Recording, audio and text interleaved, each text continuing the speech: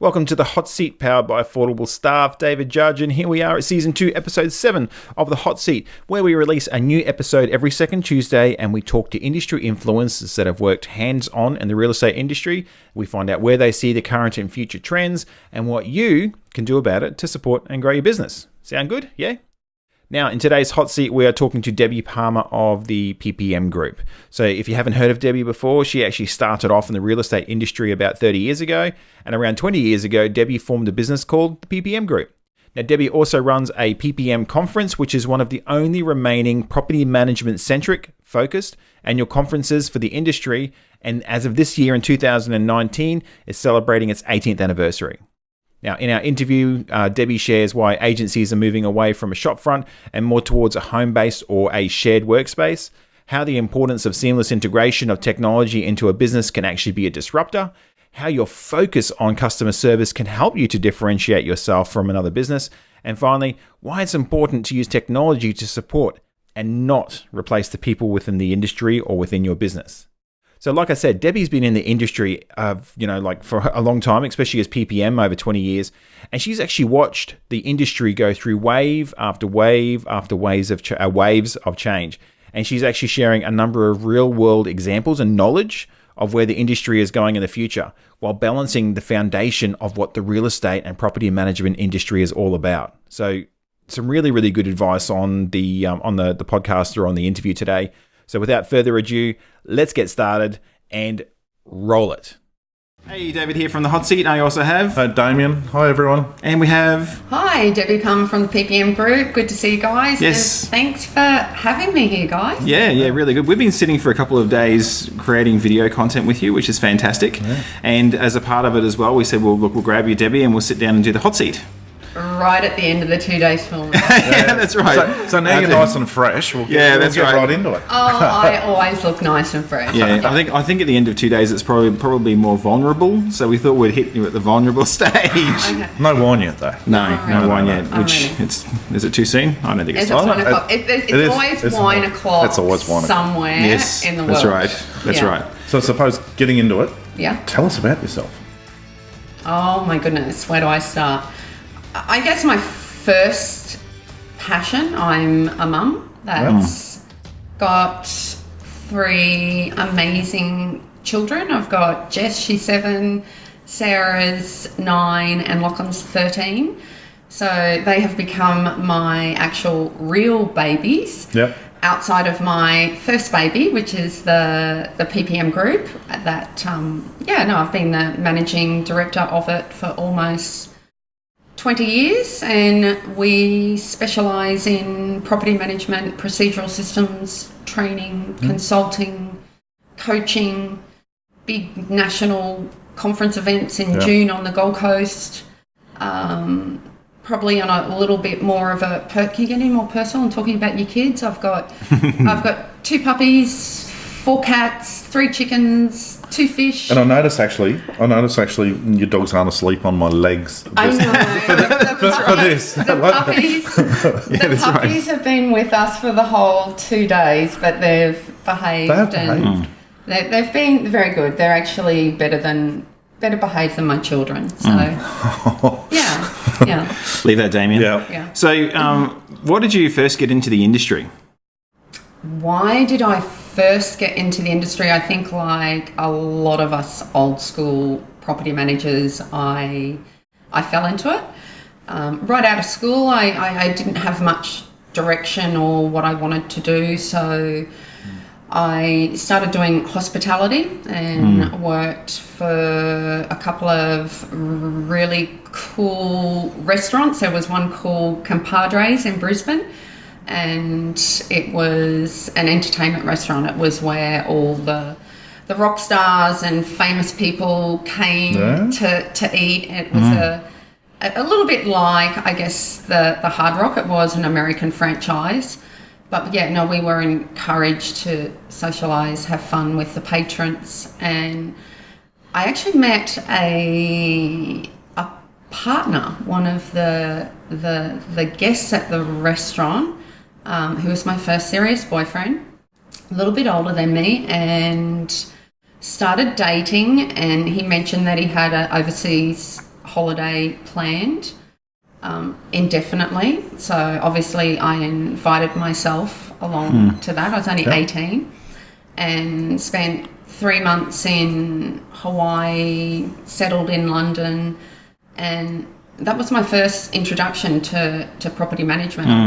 I was planning on doing bars and restaurant service, but short story, within 24 hours we'd secured a flat, and I was offered a position in property management, which over there they call letting clerks. Yeah.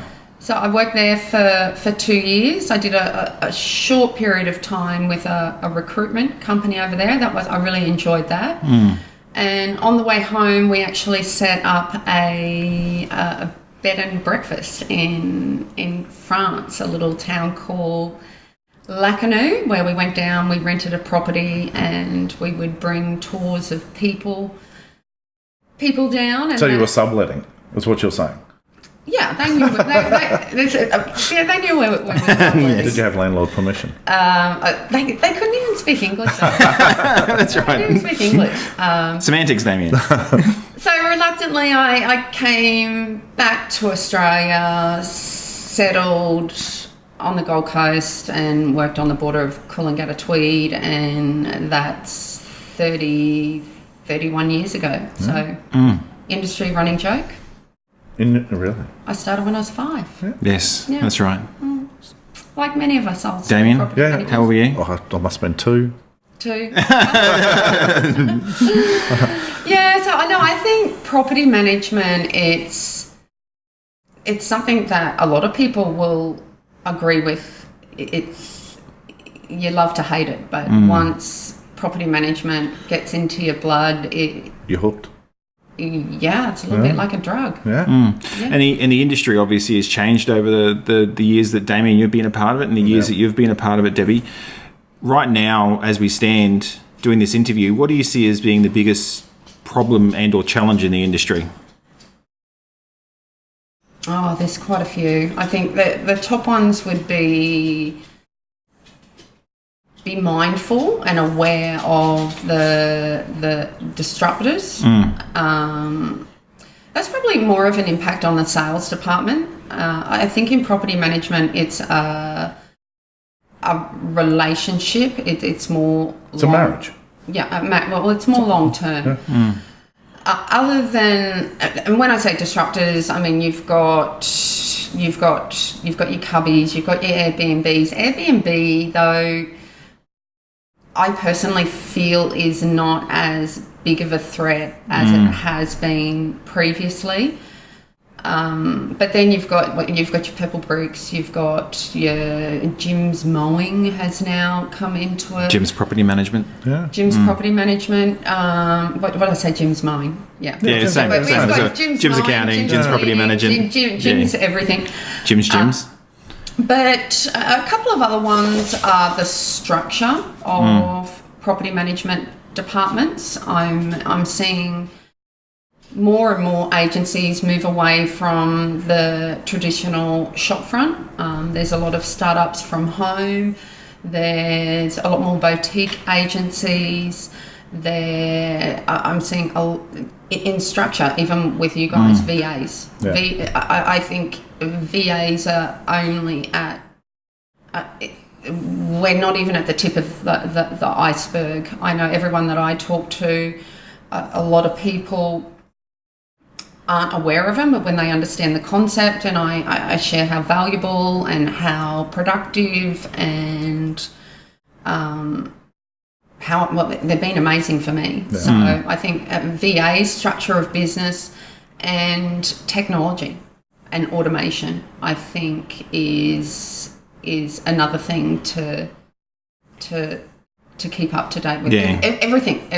I think if we look back and we do this interview in 2 years' time, we'll be talking about a whole range of new issues. David and I we interviewed at the beginning of last year, 2018, beginning of 2018. I redid my interview because it wasn't released until... And it changed so much. In November, yeah. And I know one of our big focuses is, especially for our business, is the focus, the seamless the focus of seamless integration of technology into a business. So you look at iPhones now, or smart devices, and you have a look at when they first came out. It wasn't easy to check your email on them, but now it's just, it's integrated. It's just so simple. It's just something that you do. You just pick it up and you just use it. And I can see that, especially for technology, the ongoing seamless introduction to technology. So it's just a part of you every day, and there's no effort associated with it. I can see that being a big disruptor or a big change in the industry or challenge. Yeah, definitely. So how do you think someone can differentiate themselves in this ever-changing world of real estate? That's a really, really simple and easy question to answer. And I say it all the time, and it's service. Yeah. Everyone has access to technology, to systems, to people. And if we talk about disruptors, if we talk about, sometimes I bring up what happens if one of the big four banks decided to come in and to expand their database, offered free property management. But the free property management isn't really free, because they're utilising that database for additional financing and loans and insurance. So I think to stay relevant and to retain your clients, you've got to improve your service, and that is where the industry as a whole is actually lacking. It's. How long do you think it's been?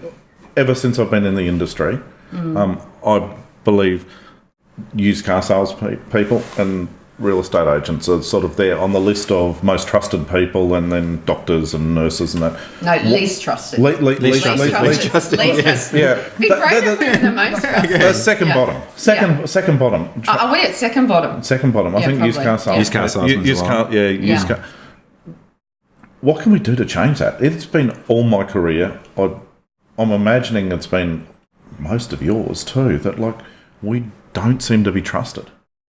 And we manage millions and millions of dollars worth of assets. And it's a very unforgiving job. Yeah. Yeah, at the end of the day, it comes down to the individual agency. So there's so many factors that go into changing that perception. Now, they're not going to be at that one agency. It probably isn't going to make a difference to the entire industry, but you get the success principles right, and at least you'll change the perception with your landlords and your tenants. Yeah. And I think service is more important than anything, more important than processes, than systems. It's the experience that people are going to remember. And I think on the service part as well, and like we said about technology being a disruptor, I think people try to use technology to take away from having to provide service in a lot of ways. Where we're talking to one of our clients in Melbourne, Sarah, and she was saying that she uses technology after hours to support people, but it never replaces the human part, never replaces the human element. And I think as long as you use service in that way, where you technology in that way, where you're enhancing service, but you're not trying to replace the humans, because I think they're critical and important. Yeah, I think where you can use technology is to streamline the process, as you were saying, and to give you more time. Yes. So you can focus on, give you more time so you can focus on the service. And I think there's a perception out there that all of this technology is taking away the personal connection and the personal relationships, where if you use it effectively to give you more time, actually gives you more time. It actually gives you more time to be able to connect and service your clients. Yeah. So what special advice would you have for people in real estate, from your business perspective? You sit outside, oversee a lot of businesses, help them with a lot of process and procedures. What advice have you got for business owners out there in real estate, agents and property managers? Okay, how long have we got? You have about 30 seconds. 2.5 minutes. Look, honestly, it's I mean, outside of staying current and relevant, my advice would be to go back to the basics. And what I mean about going back to the basics is getting the foundation and the processes right. Now, whether that's embracing a checklist or forms or letters, whether that is utilising the full functionality of trust programs. I mean, once you get the foundation right, then you need to look at the culture and the morale of your business. Once you get that right, you look at the service. Once you get that right, then you've got marketing strategies. Then you've got to establish targets and goals. Really, at the end of the day, to operate a successful property management, and I call them not property management departments, but businesses, because it really is a business on its own, and the internal tasks aren't only complex and diverse, and I don't know any other career path where you have to wear so many hats, but it's a really, really big question. But if I can summarise and just say, get the basics right, and then know the strategies that you need to climb the mountain of success. Fantastic. Well, we're about to go into the 60-second. It's called 60-second hot seat questions, but it really goes on for a little bit longer. But first, we're going to go for a quick break. So you're going to have a quick breather, and then we're going to get into it. How does that sound? Awesome. Okay, we'll see you in a sec. Okay, welcome back. We have Debbie and we have Damien. Hi. And we're now at the stage of the hot seat where we're going to sit down and we're going to ask the 60-second hot seat questions. This is my favourite part. Yes, it's the only time I've seen you cry. It is. No. It is actually. I'm making it sound worse my than favourite what it part. is. I get to sit here and look pretty. I was going to say, it's your favourite part because you're not put on the hot seat in 60 seconds. I've been in your place. Yeah, Exactly. We actually need to do one with David at some point in time. I'm happy to. I know all the answers. I created the questions. We'll make our own questions. Okay, so nice and short answers. If you can't answer any of them, you can say pass, and try or again. and we can either try again or say I'm not going to answer that. Okay. Hopefully, we won't have any of those. Yeah. Okay. Good. Okay, you ready? Yeah. Sure. And let's get into it. Number one bucket list item. Number one bucket list item would. Oh my goodness, pass. We'll come back to that. The strangest thing you've ever eaten? That'd have to be either the frog's legs or snails in France. Describe yourself in 3 words. Energetic, passionate, and caring. How do you spend the first 3 hours of your day? First 3 hours, well, that would take me 3 hours to answer. But juggle the kids for school. And then I like to have a little bit of a relax, and then it's emails and straight into work. Favourite drink? Favourite drink, let's go V8 juice. So Yes, that's right. I saw that. Favourite alcohol would have to be wine. Yes. Yeah. Would you prefer to fly or be invisible? Invisible. A mistake that ended up being a success? A mistake that ended up being a success, pass, try, come back. Okay. What fad or trend would you like to come back? Fad, what era? Yeah. Oh, just hands down 80s. Hands down I'm 80s. an 80s girl. 80s. I'm at any 80s party, any 80s concert. Yeah. This is a strange one. How much money is enough? How much money is enough? I can answer that one really easily. I mean, once upon a time I wanted the empire. I wanted $1 trillion. Enough money to me is just to be able to live the lifestyle that I want. Nothing extravagant, be able to have whatever I want, whenever I want, which I'm pretty fortunate. But I think I have enough. What's your biggest non-negotiable? Biggest non-negotiable. Oh goodness, these are really. I know. I've retweeted them. The biggest non-negotiable would. I was going to say something like integrity, being true to myself. I guess coming up to close to 50. I've grown a little. Don't care too much what people think about me. It's more about quality of life, putting family first, and making sure I've got a good quality of life. Morning or night? Definitely a night person. Weapon of choice? Would be the wooden spoon. Yes. Biggest fear? Sorry? Biggest fear? Biggest fear. I was asked this question not long ago and I couldn't answer it. Without going into a really big, long story, I went kayaking last weekend and my partner put me on the child kayak and I fell off. I never thought I had a fear, but my fear would be putting my feet on the ground of a river where I can't see the bottom and I have things touching all over my body. I wish I had it on video. No. So I have a fear of slimy things under the water that I can't see. That's actually quite good. I have the same fear. If you weren't doing what you're doing now, what would you be doing? Okay, another great question. My passion is inspiring, educating and motivating property managers.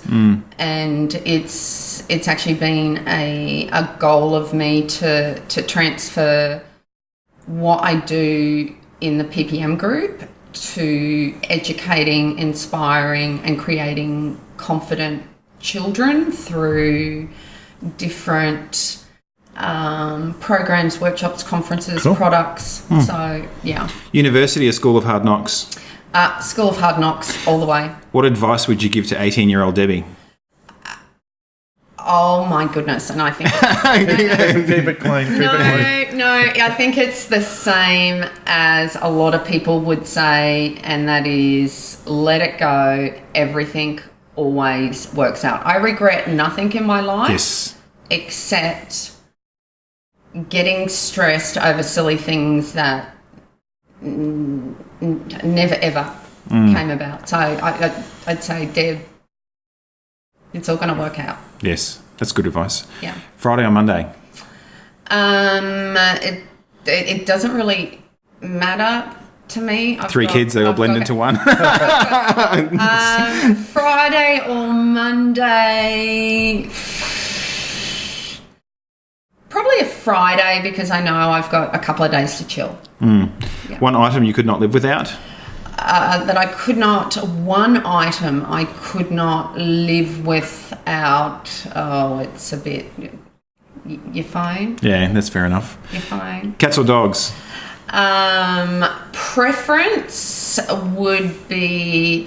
I actually like my dogs better, but I prefer cats because they're easier and. It's got nothing to do with the fact that both your dogs are sitting here. I actually prefer dogs, but cats are easier. Cats are lower maintenance. Dogs, you've got to, you've got to walk. They're yeah. Okay, I'm only going to go back to one of the past questions. The number one bucket list item. The number one bucket list item I would have to say is I've got to create a bucket list. And how many keys do you have on your key ring? I have one key. Yes, that's right. And do property managers hate keys? Property managers they hate keys when they turn up to the property. Well, they don't have them. And they've got the wrong key. So, and I've got one because I was going to ask it before. How many properties should a property manager manage? How many properties should a property manager manage? That's an excellent question, but I'm going to take the Fifth Amendment. You're going to defer. And the only reason I say that is I can't answer it. I do have the formula. Okay. So for the business owners that are interested, but from my experience, when I've done workshops before and I've shared that in a large environment with lots of property managers, I get calls from principals going, Deb, what are you doing saying 300 properties when they're managing 320? No, they can't manage 300, but you get where I'm coming from? Yeah. Just to be kind to the business owner. Diplomatic to the business owners that may be listening. But I do know the answer to that. Okay. Yes. Well, that's it. you. That was nice and easy. And leading into that about knowing how many properties a property manager should manage, we're at shameless plug time. So you can talk about anything that you have going on in your business, anything that you'd like to talk to the big wide world out there about. Shameless plug time. Okay, well, I guess number one is our National Property Management Conference. Yes. We're going into our 18th year. Wow. We'll be able to drink. You'll be, no, 18. 18. Finally legal. Actually, that's quite amazing to actually listen to that. 18 years of PPM conferences. The first one I did was at Parramatta, and then the rest have all been on the Gold Coast, and we've gone between the Marriott and Jupiter's. This year, where we've done a big venue change. We're at the QT. I don't know if anyone has stayed there, but Yes, I'm a big fan of the QT. I haven't stayed there. QT, it's an amazing social environment, and outside of hosting an incredible conference where the speakers, I don't know how we do it, but the speakers just this year are above and beyond. But it also has the most popular nightclub in Surfers Paradise that has the most attractive men and gorgeous women.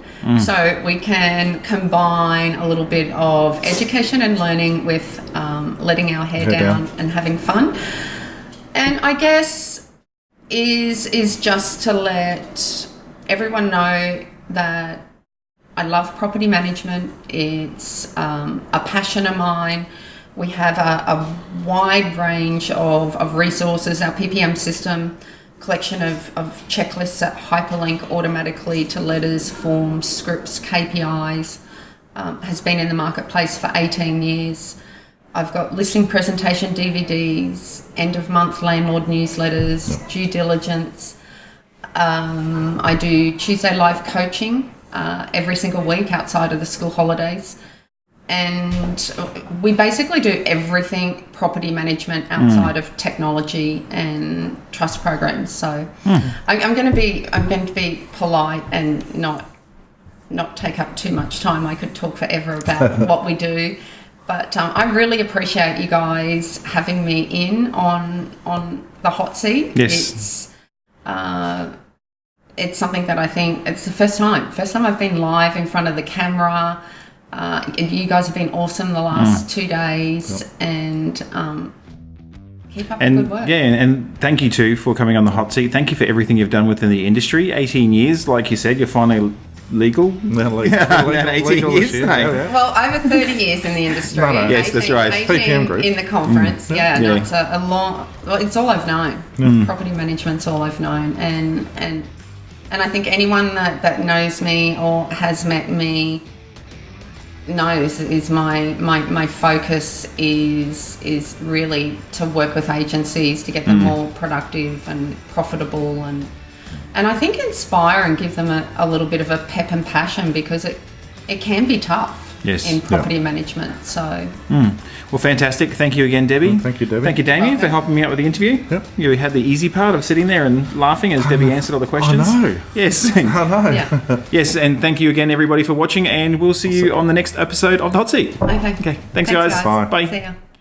Thank you for listening to this episode with Debbie Palmer. And before you go, I'd ask if you enjoyed this episode that you subscribe to our podcast, which you can find if you search for The Hot Seat wherever you listen to your podcasts, especially on Spotify and Apple. Yeah? Also, I wanted to remind you that The Hot Seat is powered by affordable staff. And if I am 100% honest, we could not put The Hot Seat together without outsourcing. There's so much background work that goes into creating a podcast and all the video stuff that we're doing here. And we couldn't do it without outsourcing to our overseas team. I mean, I record the content that you're watching now or listening to now, and then I send it to an offshore team where they handle the video and the audio edits, the website, the podcast distribution, the marketing, and so much more. So thank you very much to our team in the Philippines, and thank you to all of you for coming along and supporting and watching the Hot Seat episode, watching the Hot Seat. And we will catch up with you in the next episode of The Hot Seat. Thank you.